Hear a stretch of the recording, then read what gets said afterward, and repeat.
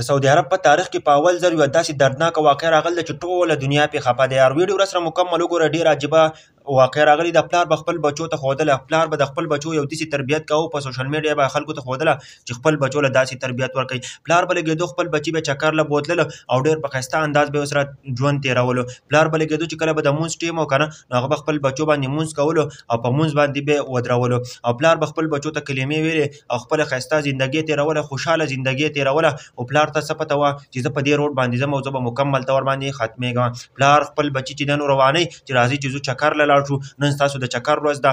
هغه د کور نه راوځي، چې کله د کور نه راوځي هغه د صدام بني پیهان الخطبه دی به خپل بچي چې دی نو دې ګاډي ته وخجولو، اووه بچي یې وخجولو او په خپله چې دی نو ګاډي ته کېناستو او ګاډي چې دی نو چلاوه. دوی په دې روډ باندې تلل چې دې روډ نوم دی الاشنان گو نورید روډ.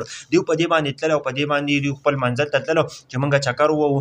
هفته کې به خامخا دوی دوه درې پیره چکر وهلو او دوی به تلل او چکر به یې وهلو. خپل ماشومانو له به چکر ورکولو، هغوی به هم خوشحاله وو. و دوی په دې روډ باندې روان دي او ډېر زیات خوشحاله وو چې نن به چکر وهو، خپل منزل ته به ضرور رسو. او چې په لاره کې چې دی نو دوی یو سایډ ته چې ګاډی ولګي، چې کله ګاډی سایډ ته ولګېد که نه نو ګاډي اور واخیستله. خلک ولې راورسېدو که نه چې موږ دا اور مړ کړو. صدام بني الفان الخطبه چې دی نو دا پکې هم چې دی نو مکمل طور باندې ختم شوی و او دا بچي هم مکمل طور باندې ختم شوي وو. یار په سعودي عرب په تاریخ کې په اول ځل یوه داسې دردناکه واقعه راغله چې په دې ټوله دنیا خبره، ځکه چې هغه به ویډیو په سوشل میډیا باندې ورچلې او ټولو خلکو به کتې، سره د ماشومانو چې دی نو هغه مکمل طور باندې ختم شو. صدام بني پیهان الخطبه چې دی نو دا یو ځلې بیمار شوی و، 2 میاشتې مخکې خپل بچو ته ویل چې د مرګ او د ژوند هېڅ پته نه لګي، د الله پاک عبادت کوئ، مرګ خو چې دی نو دا په هر ټیم کې راتللی شي. دې مخکې ویل دي. اوس چې دی صدام بني الفان الخطبه چې دی نو د دې په ښځې باندې به اوس څه تېرېږي چې هم یې خاوند لاړ، هم یې اووه بچي چې دی نو مکمل طور باندې ختم شول. ملګرو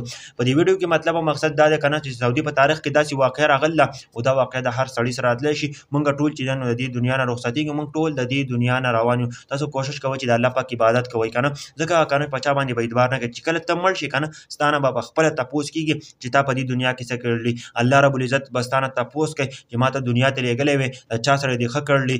مونځ راول په باره کې به مونځ تپوس کېږي، د مونځ په باره کې به تپوس کېږي چې کله تا مونځ کړی که نه نو ستا نور معاملات به ضرور ټیک وي. نو نن سبا چې دی نو د مونځونو کمی، تاسو کوشش کوئ مونځونه ضرور کوئ ښه، 5 وخته مونځ کوئ. د مونځ په باره کې هم بالکل چې دی نو ناکام نشته دی. کوشش کوئ همیشه چې دی نو ځان مرګ ته تیار ساتئ. چې کله ته مرګ ته همیشه ځان تیار ساتې، ستا زندګي به همیشه برابر وي، هم به په دې دنیا خوشحاله وي، هم به هغه دنیا دې ښه وي. نو ټول کوشش کوئ چې مونځ کوئ. مونځ چې دی نو اولنۍ پړوی ده او چې کله ته مونځ وکړې نو ته به د ګناهونو نه اټومیټیکلي منې کېږې. ګورئ ښه، ټولو مسلمانانو ته مې خواست دی چې مونځ ضرور کوئ او زموږ چینل به ضرور